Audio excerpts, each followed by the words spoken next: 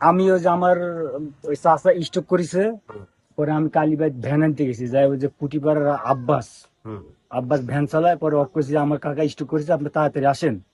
পরে ওই ভ্যান আনতে গেছে, আর আমি আইসে এই যে এইখানে আমার আরেক চাচার বউ ছিল, চাচি, আর আমার মা বউ এসেছিল ওইখানে। আচ্ছা, পরে আমি আবার সাইকেল ওইখানে রাখে ওর সাথে গল্প করছি।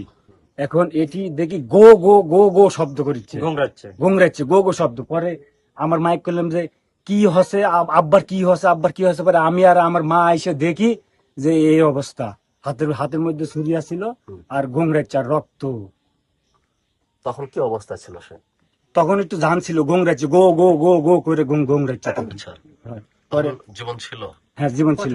পরে পরে ভাই আসছিল, কোনো কথা বলার মতো যে ইয়ে ছিল না, গো গো করে। পরে ওই দরজার ওখান থেকে নিচে নামাইলাম, দণ্ড ছিল। আপনি নিজে নামাইছেন?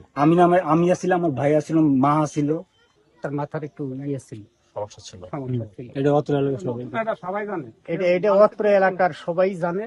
এখন আমিও বাড়ি ছিলাম না, আমার ওই ভাই স্ট্রোক করেছে, তো পরে আমাকে ফোন দিছে, আমি কালিকাপুর বেলতলা থেকে, হচ্ছে যে লো হয়ে গেছে। ইমরান আবার আমার বাড়ির পাশে যে হসপিটালে থাকে, ওই এসে দেখে হচ্ছে তাড়াতাড়ি হসপিটালে নে।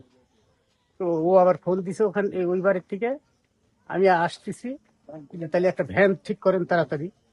পরে আসতে লেগে আমি ওইখান থেকে সামনে থেকে শব্দ পাচ্ছি, চিল্লা চিল্লি শব্দ। কে রে চিল্লা চিল্লি? তার মানে আমি মনে করেছি কি ও চলেই গেল নাকি আমার ওই ভাইটা, মানে আরিফ যে স্টক করেছে।